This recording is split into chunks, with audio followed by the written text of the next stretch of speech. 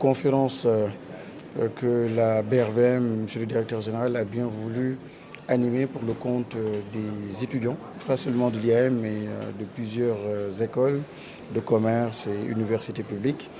Il s'agissait d'abord, le principe le plus important, c'est la démocratisation de cette culture-là boursière, donc sensibiliser davantage et les étudiants en formation qu'ils s'habituent donc à ce discours, à ce langage, à ces concepts, et rappeler aussi que monsieur le directeur général a installé au sein de plusieurs de ces établissements des salles de marché. Donc tout cela participe à la formation de ces futurs dirigeants qui doivent absolument comprendre l'importance des marchés des capitaux et le rôle que ces marchés-là doivent jouer dans le développement du continent. Il a suffisamment insisté là-dessus, l'importance de ce marché. Moi, je voudrais particulièrement insister sur une autre dimension. Souvent, lorsqu'on parle des entreprises qui ont besoin de la BRVM, lorsqu'on parle des particuliers aussi qui peuvent, à travers la BRVM, s'enrichir, faire des affaires, c'est une excellente démarche.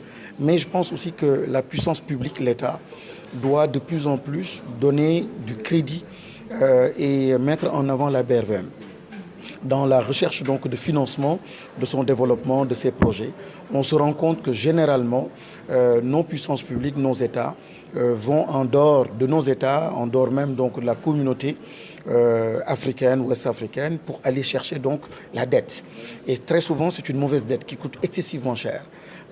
La question, c'est de mettre en avant des politiques publiques aussi pour favoriser cette inclusion financière, aller vers une mobilisation de cette épargne et que de plus en plus que notre communauté, nos États, puissent être en mesure, à partir de l'épargne nationale ou l'épargne de la communauté, financer nos politiques de développement. Je pense que c'est là où le bas blesse. Ça nous coûte excessivement cher de toujours aller chercher en dehors de nos États, alors que nous avons un outil extrêmement puissant. Il faut faire confiance à cet outil-là et qu'il y ait une politique de sensibilisation, une politique de mobilisation de l'épargne avec les instruments que nous avons de retrait et autres, l'IPRES et autres dans les différents États. Nous avons d'énormes réserves pour construire cette épargne-là et donner une plus grande puissance de financement de nos politiques de développement. Les étudiants comprendront, ils sont en train de comprendre que la question de l'épargne est une question fondamentale. Ils comprennent le rôle de la bourse, ils comprennent le rôle et l'importance du marché des capitaux. Et cette sensibilisation-là, si de plus en plus les dirigeants à la tête d'entreprise, ou même en tant que père de famille, comme le directeur l'a rappelé tout à l'heure, ou bien décideurs pour le compte d'une nation, si ces étudiants-là sont sensibilisés et maîtrisent ces outils, naturellement, ils feront autrement. Aujourd'hui, nous avons énormément de difficultés parce que les dirigeants ne sont pas ou ne manipulent pas bien ces concepts, ne comprennent pas très bien.